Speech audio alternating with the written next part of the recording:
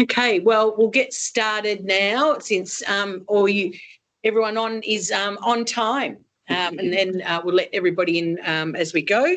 So welcome. This is series 2 of our Lunch and Learn webinars, and thank you so much for your support all last year and the start of this year.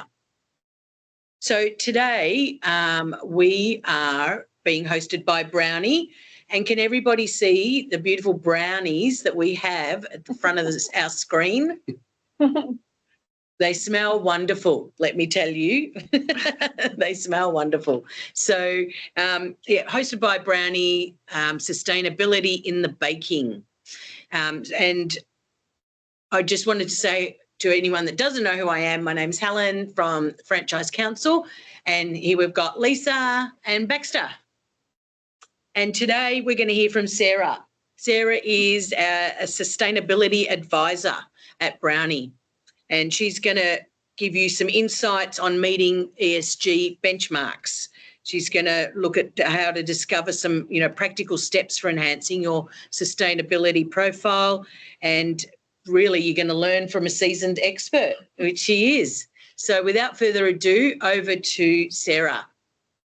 All right. Thank you so much, Helen, and welcome to everyone that's dialing in today. So yes, we are going to talk about sustainability as a whole, and specifically about how to address these requirements that you might be seeing coming up in tenders that you might respond to. So who am I to be talking about this? I've worked in sustainability for about 18 years.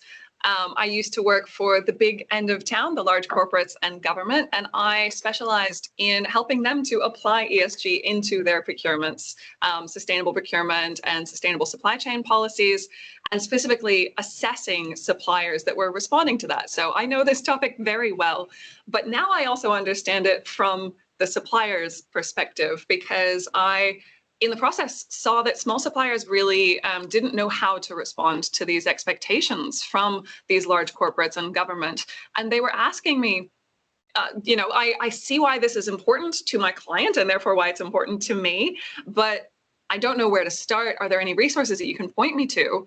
And I kind of had to say, unfortunately, there's a lot of big PDF documents that I can send you, but it's not very practical for small businesses. So that's why I started my own business in this space to help small businesses. And I also worked with Brownee to create a software to help small businesses. So I'm really quite passionate about making that this should be accessible to all small businesses and making it super practical.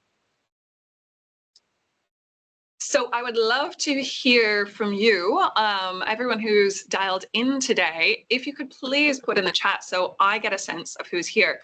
What type of business, you can tell me the business if you want, or just the sector, and what you're really hoping to learn today. And let's see how quickly everybody can type. Yeah, exactly. While you're doing that, I'll just quickly run through the agenda, and then I'll have a look at what you have typed in. So yeah, what we're going to talk about today is what is ESG, what does sustainability really mean, and I'll address some misconceptions there. Why should a business be taking these actions? How is it good for business? And then specifically getting into responding to the tenders. So do we have any responses yet? Not yet. Okay. And hello. Okay, cool. Okay. Electrical safety compliance. Yep, cool. And once Excellent. You have typed about yourself in here, just flagging as we go, I'd love for you to type any questions in the chat as they come up. And at the end of each of these sections, we'll stop briefly to address any of those questions that are relevant to that section, especially, if there's anything that you want to clarify. And then also we'll have some questions at the end that are the bigger, broader questions. So just as we go, just keep typing those into the chat. Okay. Thanks, Sarah and Claire. Business owner coaching and leadership development and training. Great. Yep. Thanks, Claire. Everyone else is quiet. Yeah, exactly. We'll just keep looking at that as they come in. I know it was a long question to answer, so I'm sure that you guys are still working on it, and please do keep working on it and Lisa will share them with me as they come in. So what is sustainability? When I use that term, I am referring to this definition, which was actually from the 1980s. We're talking about sustainable development, which is what meets the needs of the present without compromising the ability of future generations to meet their own needs. So some of you may have come across this definition before. So often when I say sustainability, especially small businesses, hear, oh, great, the fact that I can keep running my business in 6 months' time. That is a fair assumption. I consider that to be viability of your business, whereas sustainability is really referring to a longer term. Can you run into the indefinite future based on your need for resources sourced from the environment or the people that you depend on and your stakeholders' well-being? So those all also come into that longer term sustainability definition. So in the 90s, they kind of came up with this concept of the triple bottom line, that sustainability equals people, planet, and profit. Those are the 3 pillars we talk about in this triple bottom line coined in the 90s. And that when all 3 of those are in balance, that is sustainability. And while that is still a relevant definition, now we also look at the fact that we live on a planet. That planet is definite. It is not infinite. So infinite growth is not actually relevant. And we that live on this planet, we created an economy to help us trade and feed ourselves and get shelter and the other things that we need. So we created this economy to meet the needs of people. So profit does also have that boundary of the well-being of the people that it serves. So that's why we've kind of been shifting and getting better at defining this idea of what does sustainability mean in a practical sense. We've gotten better at defining this over time. So now we've got the donut economics. Some of you might have heard of this, which actually defines, okay, but within that planetary boundary, what are the specific areas that we need to be considering? So things like ozone layer depletion or the nitrogen cycle, and actually getting better at the science around what are the limits? How much ozone depletion can we have and still have a functioning planet? How much greenhouse gas can we have in the atmosphere and still have a functioning planet? And also things like the social foundation around people requiring clean water and access to food and health and education. So this is what we are referring to in sustainability. Now, when I talk about ESG, that might not necessarily be the same as sustainability. So ESG means environmental, social, and governance. And that tends to look at how you are managing these aspects within your business. What are the practices that a business can put in place in order to be in line with these sustainability principles and goals? That is different, again, from what the alignment with sustainability goals, i.e. the impact that you have in the world, the purpose, how you are contributing to a better planet and better social well-being. So an interesting example of this is, Tesla is an interesting topic in its own right now, but obviously Tesla has made significant contribution to shifting people to electric vehicles and away from burning fossil fuels. So they are very impact driven. However, they have terrible ESG.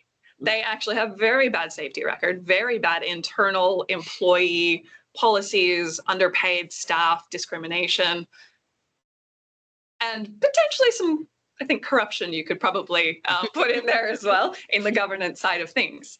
So they rank very highly on impact and purpose, but low on ESG. However, Shell, obviously not a positive impact organization, but they have very strong ESG because they have high risks.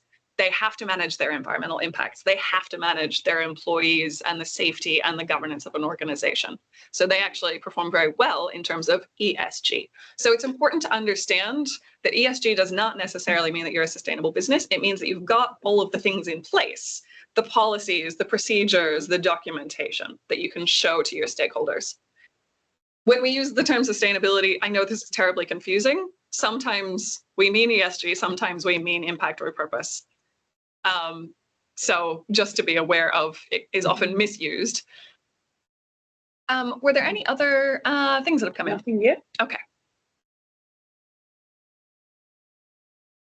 So talking about ESG, what are the specific practices that someone might be looking for? So, ESG tends to be something when people are assessing your organization, they're looking at what are the environmental, social, and governance practices within your organization. When I say assessing, that could be in a tender, it could also be a bank or an insurance company or an investor, things like that.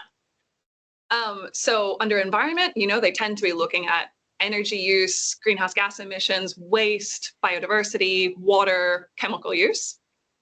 Under social, that tends to be looking at your workforce first and foremost, and workplace practices, health and safety, also your community and your customers, and your supply chain, labor practices in the supply chain. And in governance, what does that include? That's often one that people don't really have their heads around.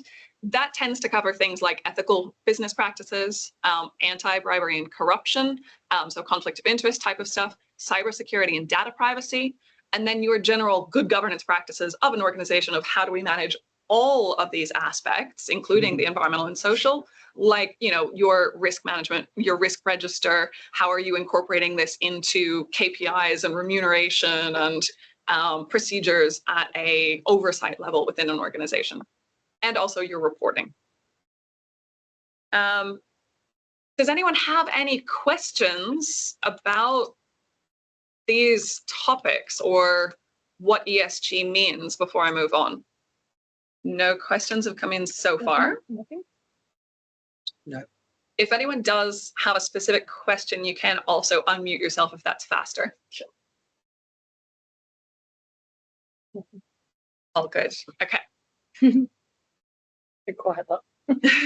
That's all right. They're waiting to get to the good stuff. And just to point out that, so that previous slide of these are all of the topics within E, S, and G, there is not a single standard that says what is included and what is not included. So as a world, we have actually in 2015 decided these are the goals that we're all working toward. However, there's not a single framework that everyone is aligned with. And that's partly because different frameworks apply for different stakeholders. For example, the frameworks that investors use, or the frameworks that governments use, or the frameworks that GRI, for example, is more about the things that your community and your customer and your employees would be more interested in. So that's the many different ones. So why should a business actually be paying attention to all this? Well, I know it's a bit of a difficult question right now. Things are certainly changing politically in the world. However, that does not change the underlying forces and drivers. So enterprises, your large corporate customers have already made these commitments, have already embedded them into their tender requirements. Same thing with governments. So they are asking these questions, and that's not going to stop anytime soon. Banks are also asking this in terms of their lending and their loan decisions, their interest rates that can also be affected. Investors are asking these questions because it's about their risk. They want to understand that you are a well-managed business. Also, very importantly, if you're a B2C, I know that's not what we're talking about today. Consumers are very much looking for these things, and that's not going to stop, especially Gen Z, and Gen Zs especially, but also other generations want to work for companies that align with their values. So these things are not going away. And I know it's all a bit overwhelming, but the good news is it's not a burden on your business, it's an opportunity. So sustainability equals less risk, lower cost, and more revenue. And I won't go into all of the reasons why, but you can see here a few examples where it can lower your costs in certain areas, not in all areas. Sometimes it does require some upfront cost, but in the long run, well pays itself back through all of the additional revenue, improvement to your brand and reputation, attracting more customers, attracting investors, attracting top talent, and retaining your staff. Okay, let me get to the good stuff. Any questions? Yep. Okay. Still quiet. Okay. So getting into the important stuff. So why, well, first of all, the stat that I've got up there is 5 years old now, so guaranteed it's gone up significantly. That is actually my own stat. I actually did this research 5 years ago, and I haven't gotten around to doing it again because it requires looking at 100 different companies' supplier code of conduct. But I guarantee by now ASX 50 is probably at about 100% of them do have ESG in their tender requirements. So why? Why are they doing this? Firstly, to manage risks to their brand reputation. You know, in the last 15 years, there have been so many scandals that came out in someone's supply chain, be it, you know, the Rana Plaza collapse of the clothing factory in Bangladesh, impacting like Topshop and H&M and those major brands, or Sharon footballs, you know, a picture of a child stitching Sharon footballs. So that's a huge risk to a brand's reputation, right? And can actually impact their share price, their own contracts that they have with customers, boycotts, etc. It can also cause disruption of supply if there's a shutdown. So this is a risk that these large businesses have to manage. Also, many businesses have, you know, their own sustainability strategies, their own sustainability targets and commitments, and one of those is almost always we work with suppliers who share our values. So this is how they implement that. Also, increasingly, we've got regulations that actually force large businesses to look at their supply chains. In order for them to respond to these regulations, they have to ask their suppliers questions. So in order to respond to the new climate disclosure regulation, they need to ask all of their suppliers whether they have done their own greenhouse gas footprint, give us the data, you know, so that we can compile that and understand our entire supply chain footprint, and also tell us what you're doing to reduce that. Same thing with modern slavery, asking all of our suppliers, what are you doing to manage the risk of forced labor and child labor in your supply chain and down the chain, tier 3, tier 4, etc. Timber sourcing, making sure that there's no illegal logging in the supply chain. Conflict minerals, making sure that there's no minerals coming from certain high-risk types of mines in Africa, basically. So this is what your customers are having to respond to these requirements. And as you can see, it's only getting more and more. Once upon a time, a lot of people would say, oh, you know, that's just a tick box kind of exercise. You know, there's this ESG questionnaire in the tender, but I can basically write whatever I want and I'm still going to get a tick. Because yes, to be honest, like a lot of procurement people weren't very well across this information.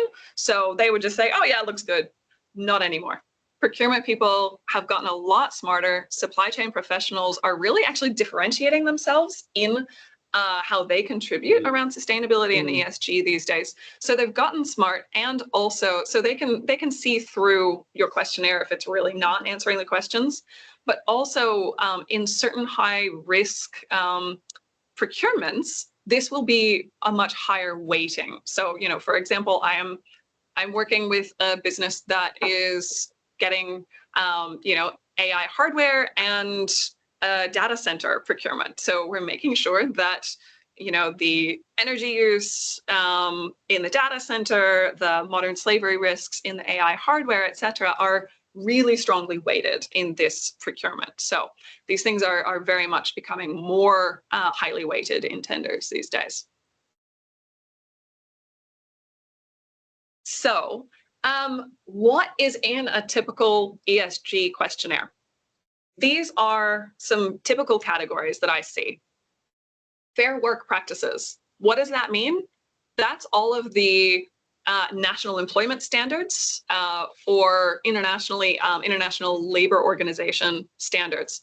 So this is things like wages, overtime hours, benefits, leave practices, ensuring that there is freedom of association and collective bargaining, ensuring that there's no one underage working, and making sure that there is no forced or coerced labor, all of these kinds of things. Good question. Yes, good. Okay, this is the same one. Yes, good. Do you see companies not awarding work to companies that don't meet ESG tender requirements, even if they meet other requirements in the bid? Yes. question? Yes, absolutely. Because so there's two things. Sometimes it's a do not pass go. So sometimes if you do not respond sufficiently to that ESG questionnaire and red flags are raised, you will not be considered in the tender, no matter how low your cost is. If you have responded somewhat sufficiently to those questions, but you're not quite a red flag, then you're still, that section of the tender is still going to be weighted. So you're missing points in your competition with the other people who are bidding for that same tender. So you might lose out. Yeah. Good question. Thank you. Mm-hmm. Okay, so additional parts in the ESG questionnaire, and I'll get to that question in a second. Workplace health and safety. I probably don't need to go into too much detail on that one. That's something people are more familiar with. Oh, and I should mention with fair work practices, just because you're an Australian business with mostly Australian workforce doesn't mean that it doesn't apply to you. You still need to demonstrate that you do meet the national employment standards, because believe me, there's a lot of companies in Australia that do not. And that is absolutely a question, for example, in government tenders like Victorian social procurement guidelines. I've worked with a few businesses to respond to those, and they're absolutely asking, have you put all of these new leave requirements in place in your contracts with your employees and things like that, like family violence leave, stuff like that. So the next one, equal employment opportunity and anti-discrimination. So that's ensuring that your employees, that there is no discrimination in the recruitment, hiring, and promotion and remuneration of your employees, and that there is no discrimination internally or, you know, harassment internally within staff. Community and local outcomes is not always going to be an issue, but it depends on who you're bidding with. If it's local or state government, they often will have, you know, targets to have more business within their local area, to deal with more suppliers from their local area, or at least have employment or you know, second tier procurement through their suppliers in the local area. So you might get those questions. Environment. So those are some of the ones that we just mentioned, but they will, you know, ask about your energy use, your carbon footprint, your waste practices, your you know, chemical and water use, perhaps, and also further down the supply chain, the sourcing of these materials. Moving into sort of the governance area, anti-bribery and corruption is something that you will frequently get around, you know, what kind of conflict of interest prevention practices do you have in place, and also how are you addressing that within your suppliers as well. And yeah, that's supply chain management. Are you passing down all of these requirements onto your own suppliers in the same way that we do? What kind of, you know, code of conduct do you have in place? What kind of questionnaire? What kind of due diligence or screening do you have of your own suppliers? There might also be questions about specifically the products and services. Like I mentioned with, you know, the data centers, we're specifically asking about what is the energy efficiency of the data center that we are looking to procure. So you know, it might be the same, it might be with a product, you know, what is the recycled content of that product? And then of course, cost.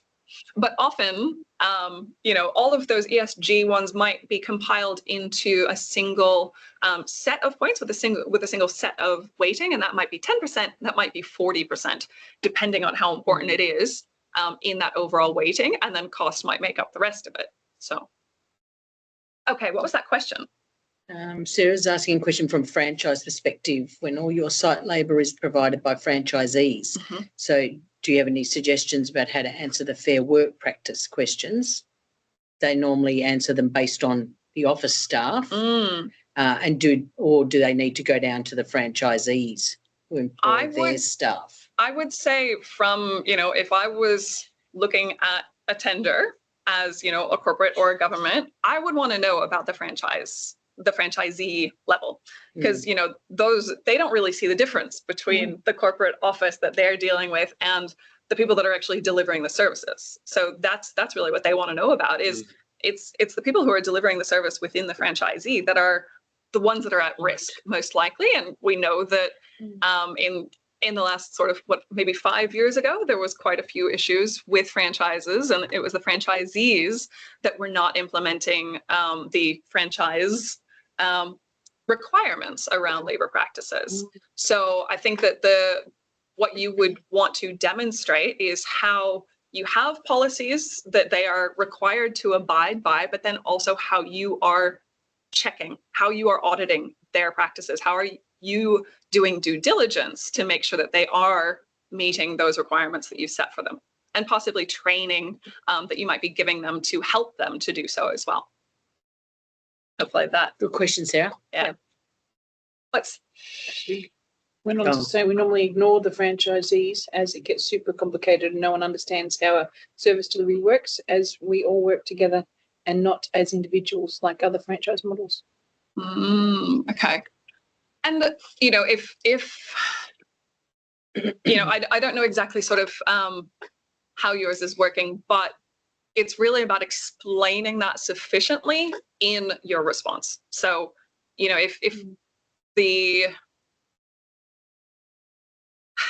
it depends on how high of a risk it is. And I guess maybe I can actually even be on the next slide while I'm talking about this, because it's about demonstrating that you understand the question and that you understand the risks of your organization and you are addressing them appropriately. Because when I am looking at a supplier's response to tender questions, I'm looking at, do they have a written commitment in place? Is it signed off by senior management? What actual actions are they taking? You know, what are the initiatives? What are the actual practices in place?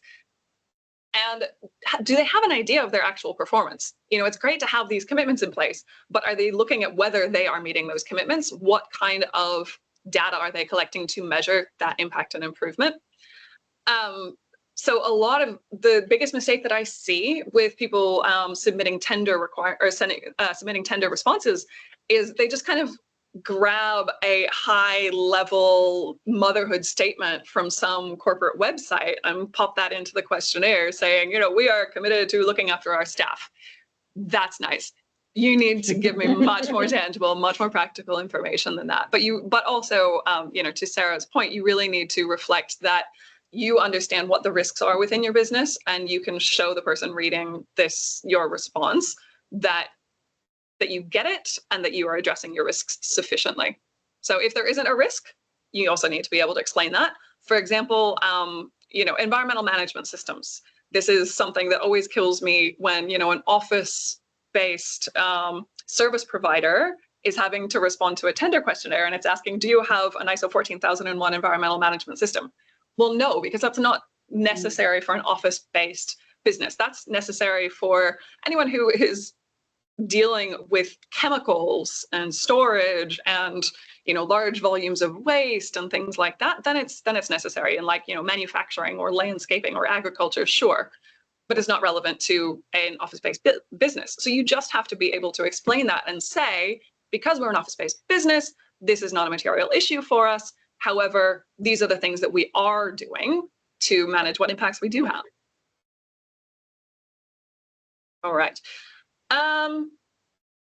Any other questions? These are just some specific requests that you might see in tenders, but I'm not going to go through them one by one. But you will have a copy of these slides and a recording. Oh, good, Sarah. That's what you're already doing. Wonderful.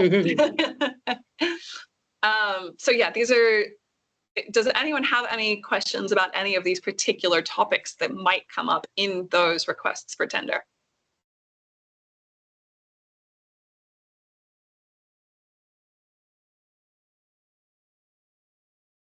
Okay, so what do we do? Oh gosh, how to measure your carbon footprint. Well, there actually are some free tools that I can point you to, which might be helpful for you. It can be difficult with your, you know, not knowing exactly what your structure is. Your franchisees would probably be considered scope 3. So, oh gosh, we're definitely getting into question time now. So I will, I will share this really, really quickly with you. So your carbon footprint as the franchise, you know, head franchise, your own energy use. So, you know, in your offices, and if you happen to have a fleet or anything of that sort, that's your own carbon footprint. But then all of your franchisees' carbon footprints, that would be considered your scope 3. So there are some free tools that can help you with your own carbon footprint, i.e. scope 1 and scope 2, your energy use. I would have a look at SME Climate Hub, which is a UK-based organization. They have just released a free scope 3 calculator, which might be quite useful for you. There's also an Australian-based carbonneutral.com.au, which does a very nice, simple tool for your own footprint of your own energy use and like office-based stuff. Right. Do you want to type that .com.au? Sure. Yes. And so let me. Okay, so yeah, those are the 2 resources that I mentioned. Other question. And then Dwayne has a question. Oh, okay. What liability comes back to the franchisor when a franchisee submits a tender? That's a really interesting question, but my thinking is that, their contract, the customer's contract is with the franchisee. The franchisee is clearly utilizing your brand in order to win that tender. So the liability would be directly with the franchisee. The only problem is that if something were to go wrong with that contract, and if that franchisee really stuffed up the contract for the customer, then that is a risk to your brand. Yeah, so it's not liability, but there is a brand risk there. So it's just about ensuring that your franchisees are able to deliver up to your standards. All right. Thank you. So how do we begin to address this? This is, funny enough, both how to begin addressing this in your business and how Brownee can help. Because the first thing you need to do is, I mentioned the word materiality before. That basically means of all of the long list of different environmental, social, and governance topics that I mentioned before, which of them are actually relevant to your business? Which are a significant impact that your business has, either to the planet or to people, your stakeholders? So that's a critical thing for your business to get its head around. That can involve a huge materiality process that can be like, $10,000 from a consultant, or you can try out the discovery game in Brownee, which will give you a really quick indication. I also recommend having a quick look at, what are the tender questions that we've gotten in the past and what are our peers doing? That also really helps to get a better sense of which issues are most relevant to your business. Read their sustainability reports, especially your larger peers. The next thing to do is get that documentation in place. That's the number one thing that those questionnaires tend to ask for is, do you have a policy on sustainability? Do you have a policy on equal employment opportunity? Do you have a policy on modern slavery? Get those policies in place and you'll instantly improve your score on those tenders. And Brownee does provide templates for many of these things. Brownee can also help you to improve and actually take action in each of these areas through some guidance that you'll find in the platform and connecting you with solution providers. So consultants and other technologies and tools that can help. And Brownee will also help you to measure your performance and actually be able to show your customers, here's the dashboard of all of the actions we've been taking and how much we've improved our ESG performance. So this is just quickly about the tool. You go into a quick little discovery game. It tells you what focus areas are most relevant to your business. It gives you some recommended actions on how to get started on those focus areas. As I mentioned, gives you either some guidance or connects you with some solution providers that you can engage. And then it tracks your progress. You don't have to go in and do your full baseline before you even get started. That's another thing that a lot of small businesses especially hate doing, is like, oh, I have to get my carbon footprint before I can take action. No, we actually do it the other way around. Once you've taken the action, then you go back and fill in the data so that because who doesn't want to see how much they've improved, right? And then you can actually utilize that performance through the platform to get discounts or apply for loans, things like this. And I know that we're running out of time, so I won't read those out to you, but I'm going to invite Renate, who is on the line working with me at Brownee, to talk really quickly about the partnership with the Franchise Council and your access to Brownee. How good was that?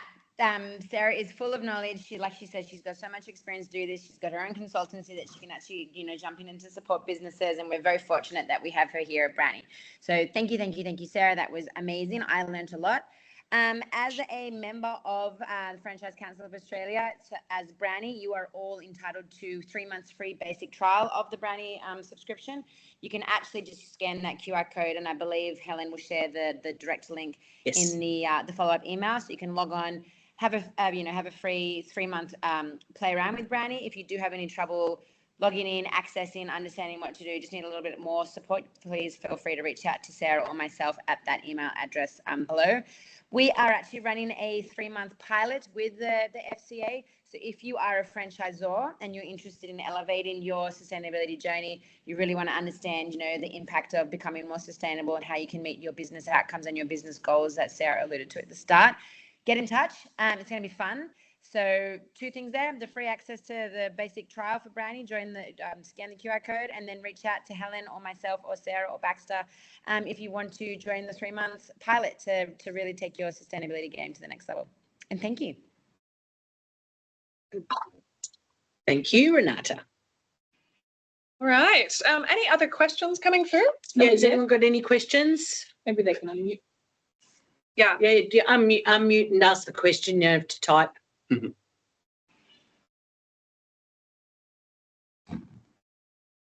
Quiet today.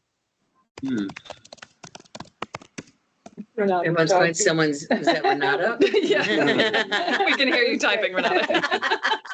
I'll go back on mute. Great. Well, in that case, for me, that was super informative and interesting. I strongly suggest you scan that code, or when I send the recording to everyone, get on the link, or there it is again. Strongly suggest you play the discovery game. Work out where your company's at, and then, come up with some actionable strategies. That's what we can all do to put one foot in front of the other. So far, I have 2 franchisors willing to do the pilot. So definitely, if you are interested, let me know. And then I'll get all your details to Renata. And you can start, seeing how you can make a difference, or, again, putting one foot in front of the other. Yeah. And starting on your journey. And that's what Brownie's about. It's about seeing your journey into, sustainability, ESG, everything, all of the above. That's very good. So thank you very much, Sarah, and thanks, Renata, for hosting. Next Lunch and Learn is on the 5th of March. Invites will be out soon. So make sure you pop it in your diaries, and the recording will be out to you by Friday. Thank you. So unless anyone, thank you, Dwayne, unless anyone's got any other questions last minute, want to say something? Well, you're all done. You're all silent. All silent. Okay. Love it. Oh, that was just a fire. Thanks for the notes. Yeah. Thank you very much, everyone, and see you next time. See you, everyone. Thanks. Bye. Bye.